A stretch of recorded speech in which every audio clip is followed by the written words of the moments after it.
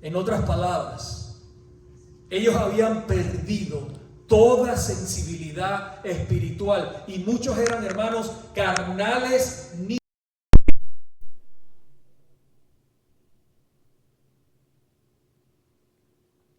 Y esta manera de vivir deterioraba su relación con el Señor y daba un mal testimonio al mundo de la iglesia. Y podemos, hermanos, saberlos por los versículos, o mejor dicho, por los capítulos anteriores que ya hemos estudiado, que ya hemos predicado durante todo este tiempo.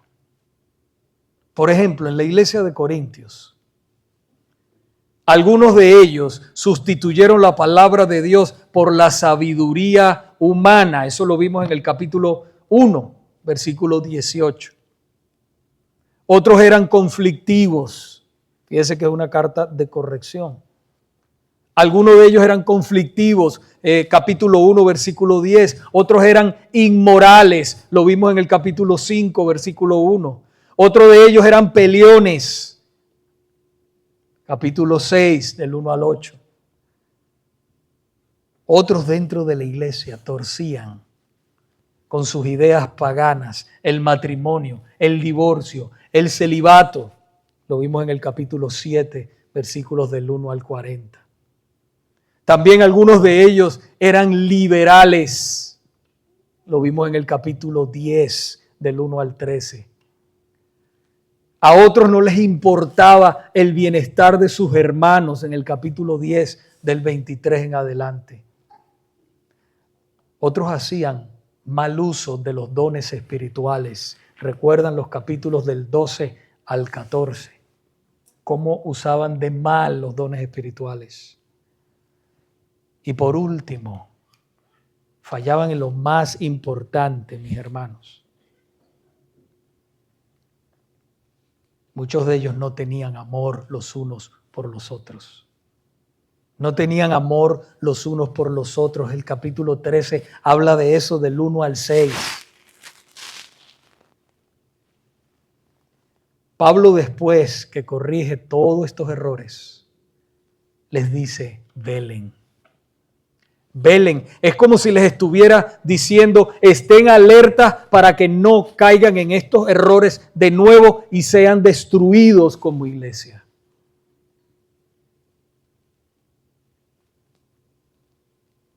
Y usted pudiera decir: pastor, la iglesia nunca va a ser destruida. La iglesia verdadera sí. Nunca va a ser destruida. La iglesia verdadera nunca será destruida, mi hermano. Pero si los hermanos empiezan a andar en lo que no deben andar como iglesia verdadera, militante, que impacta a la sociedad, puede ser destruida. Ya no tendrá poder. ¿Se acuerdan cuando el Señor dijo que si la sal se desvanece, ¿con qué será salada? No sirve más para nada, sino para ser echada fuera y hollada. Así alumbre vuestra luz delante de los hombres. El apóstol Pedro escribió acerca del peligro de no velar. En 1 de Pedro capítulo 5, versículos del 8 y 9, dice: sed sobrios y velad, porque vuestro adversario el diablo, como león rugiente, anda alrededor buscando a quien devorar, al cual resistí firmes en la fe, sabiendo que los mismos padecimientos se van cumpliendo en vuestros hermanos en todo el mundo. Usted está pasando luchas y dificultades, no es el único. Todos sus hermanos, todos estos mismos sufrimientos se van cumpliendo en cada uno de nosotros en todo el mundo. Unas horas antes de que nuestro Señor Jesucristo fuera entregado en la cruz para salvar a su iglesia de la condenación eterna, Él le pidió a sus discípulos que velaran, que oraran. Marcos capítulo 14, versículo 34 nos dice: después que regresó, le reclamó a Pedro: Simón, ¿duermes? ¿No has podido velar una hora? Continuó diciéndoles en el versículo 38, velad y orad para que no entréis en tentación. El espíritu a la verdad está dispuesto, pero la carne es débil. La carne es débil. Después vemos en el Evangelio de Juan como Pedro, mis hermanos, cae en la tentación de la ira y le corta la oreja al siervo del sumo sacerdote. Velad y orad, dijo el Señor, para que no caigáis en tentación. Hermanos, la oración nos fortalece espiritualmente, pero también nos protege contra las acechanzas de Satanás. ¿Sabía eso? Un teólogo puritano llamado Thomas Brooks dijo: una familia sin oración es como una casa sin techo, abierta y expuesta a todas las tormentas del cielo.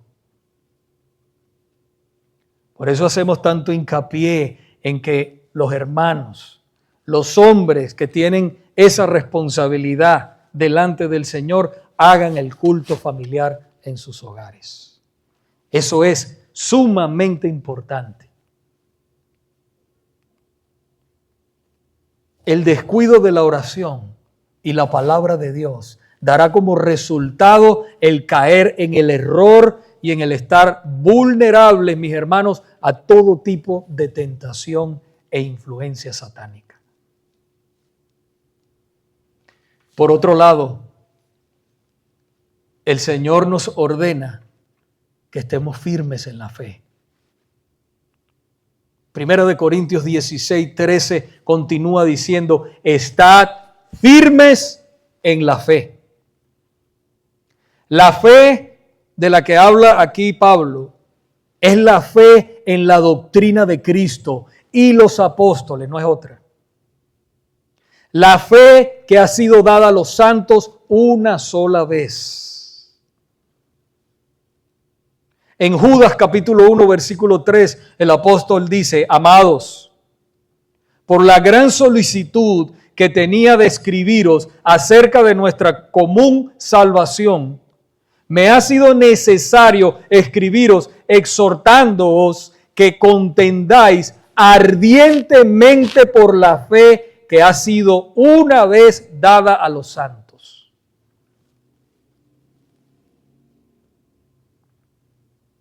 O sea que hay una pelea, hay una guerra espiritual.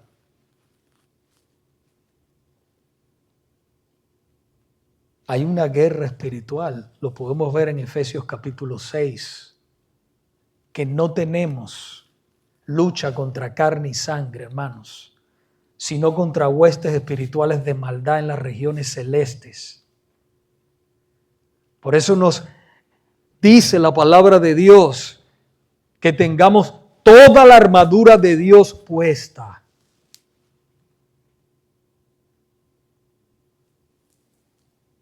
Y lamentablemente algunos corintios eran llevados por todo viento de doctrina y no estaban dispuestos, mis hermanos, a adoptar una posición firme de la verdad.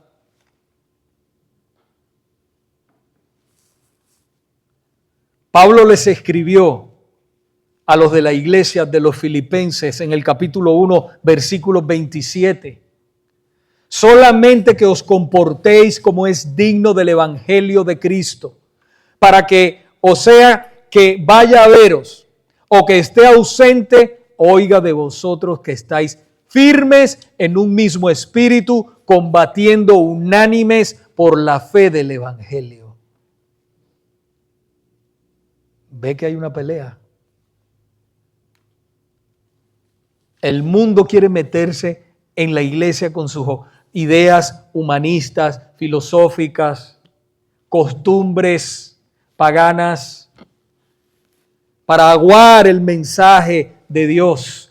Y ahí es donde la iglesia pierde poder, hermanos. Ahí es donde la iglesia pierde poder. Tenemos tantos ejemplos en las Sagradas Escrituras de personas que abandonaron la verdadera fe que una vez ellos proclamaban y se desviaron. En 2 de Timoteo capítulo 4 versículo 10, Pablo le escribe a Timoteo y le dice, mi hermano, con tanto lamento, porque Demas me ha desamparado amando este mundo y se ha ido a Tesalónica. Amando, un hombre que estaba ahí con él, un hombre que estaba ahí predicando, luchando por la fe del evangelio, Demas, y se fue amando este mundo. Himeneo y Fileto es otro ejemplo de hombres que proclamaban la verdad, hermanos, pero se apartaron siguiendo un evangelio falso.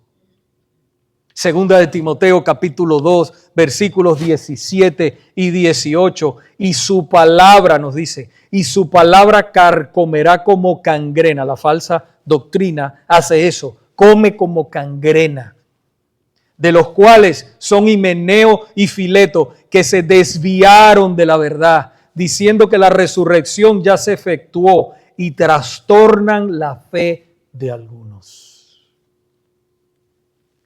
Terrible. No hay cosa más horrible cuando nosotros estamos engañados. La única manera de salir del engaño está leyendo y estudiando las Sagradas Escrituras. Pero si usted no intencionalmente está estudiando las Escrituras, meditando en las Sagradas Escrituras, intencional, no es que si tengo ganas o no tengo ganas, no, mi hermano, esto se trata de que cuando usted está en guerra, usted está siempre con el fusil en la mano. La espada, la palabra del Señor le dice, la espada del Espíritu, que es la palabra de Dios. Y un soldado siempre tiene que estar con la espada en la mano, porque esta es una guerra espiritual. Y el enemigo quiere tumbarnos. No, pastor, pero es que ya yo tengo la salvación asegurada. Sí, pero te puede hacer la vida miserable y puedes avergonzar la iglesia de Cristo y ser inútil para la obra de Dios porque no estás preparado. No se puede jugar con las cosas espirituales, mis hermanos. Tenemos que tener mucho cuidado. El apóstol Juan nos advierte en 1 de Juan capítulo 2, versículos 15 y 16. Y fíjese una cosa, mi hermano. Uno de los países más peligrosos para ejercer su fe es este país. Es este país. Te dice, no, pero ¿y cómo si ustedes tienen todo allá? Precisamente por eso. Porque el enemigo te ofrece muchas cosas y no está mal tener cosas, hermano, pero use la sabiduría que Dios le ha dado. ¿Dónde está esa sabiduría? En la palabra de Dios. Por eso nos dice 1 de Juan capítulo 2, versículos 15 y 16, no améis al mundo ni las cosas que están en el mundo. Si alguno ama al mundo, el amor del Padre no está en él. Porque todo lo que hay en el mundo, los deseos de la carne, ¿ve? Aquí hay muchos deseos de la carne. Los deseos de los ojos. Eso es una guerra constante. Y ahora más, con todo lo que tenemos, las redes sociales y todo. Eso es increíble cómo uno tiene que estar luchando con eso. Pero se puede, hermanos. En el nombre de Jesús se puede. Los deseos de los ojos y la vanagloria de la vida, dice, no proviene del Padre, sino del mundo. Y el mundo pasa y sus deseos, pero el que hace la voluntad de Dios permanece para siempre. Fíjese que dice, pero el que hace la voluntad de Dios permanece para siempre. Muchos lamentablemente han dejado el verdadero evangelio y han abrazado, hermanos, un evangelio falso que se acomoda a los deseos carnales y a las vanidades de este mundo. Y es triste.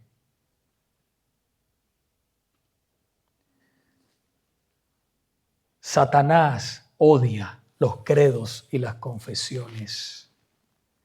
Porque los credos y las confesiones son una barrera de protección para la iglesia. Y Satanás lo sabe.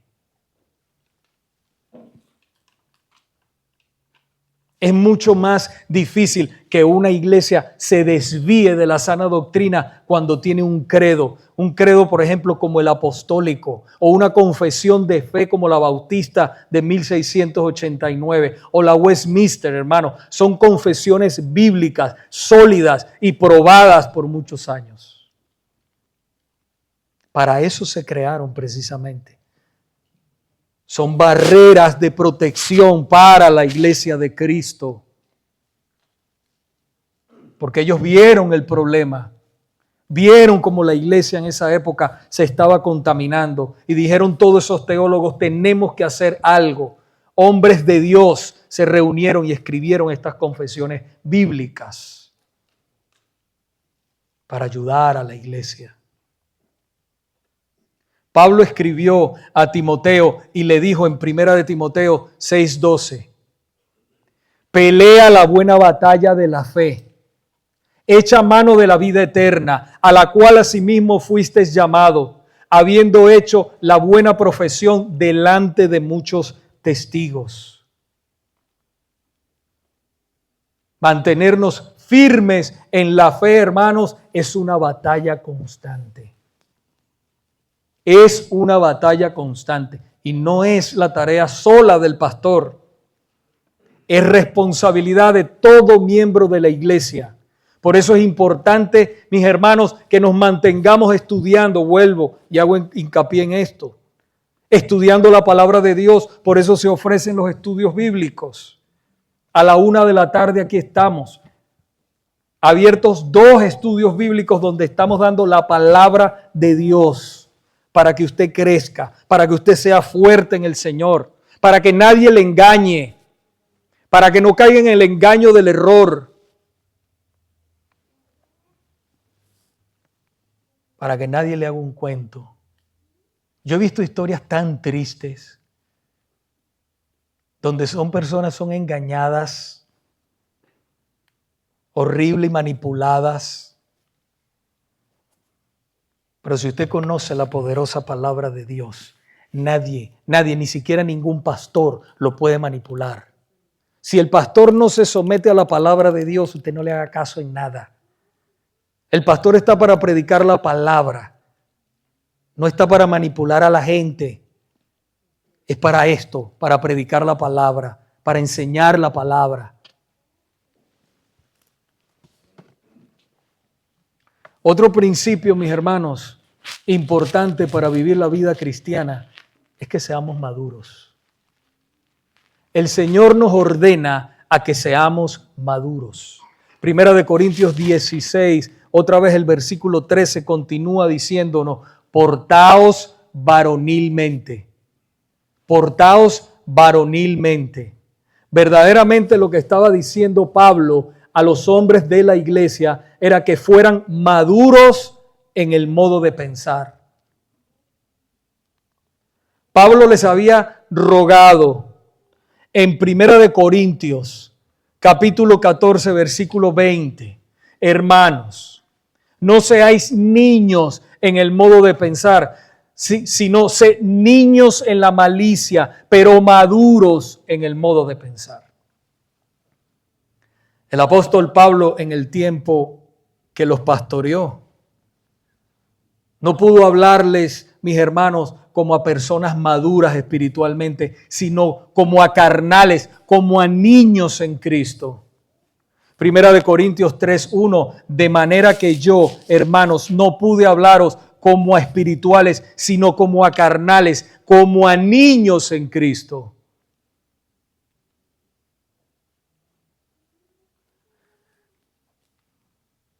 Nuestro mayor ejemplo de madurez espiritual es nuestro Señor Jesucristo. No podemos buscar otro ejemplo más grande. Él nos da ejemplo de cómo debemos vivir la vida cristiana. Filipenses capítulo 2, versículos del 5 al 11 nos dice: haya pues en vosotros este sentir que hubo también en Cristo Jesús, el cual, siendo en forma de Dios, no estimó el ser igual a Dios como cosa a que aferrarse, sino que se despojó a sí mismo, tomando forma de siervo, hecho semejante a los hombres, y estando en la condición de hombre, se humilló a sí mismo, haciéndose obediente hasta la muerte, y muerte de cruz.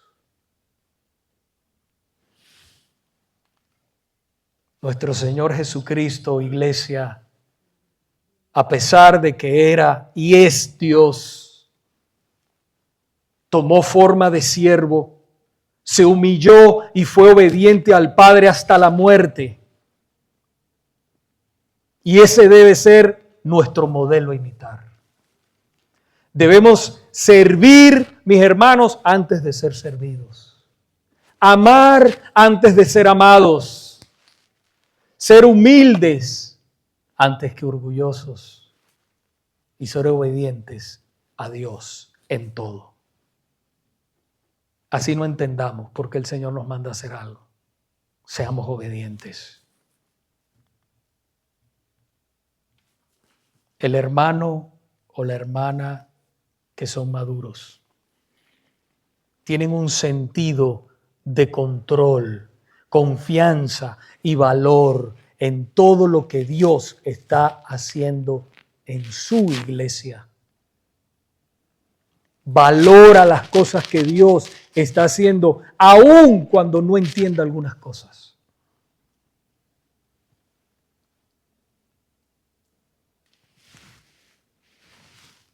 ¿Cómo crecemos y maduramos? Primera de Pedro capítulo 2, versículo 2. Desead como niños recién nacidos la leche espiritual no adulterada, para que por ella crezcáis para salvación. Un anhelo, lo que le decía yo a los muchachos hoy en la escuela dominical.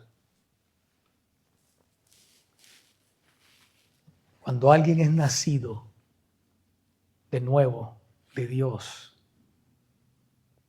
hay una hambre por leer la palabra. Yo entiendo, hermanos, que tenemos días. No hay problema, todos luchamos con eso. Porque esta carne, hay un enemigo. O mejor dicho, como lo dijo John Owen, hay un traidor dentro de nosotros que nos traiciona. ¿Para qué vas a leer hoy? No, voy a leer porque Dios me manda a hacerlo. No viva por sentimientos, viva por lo que tiene que hacer, por fe. Ese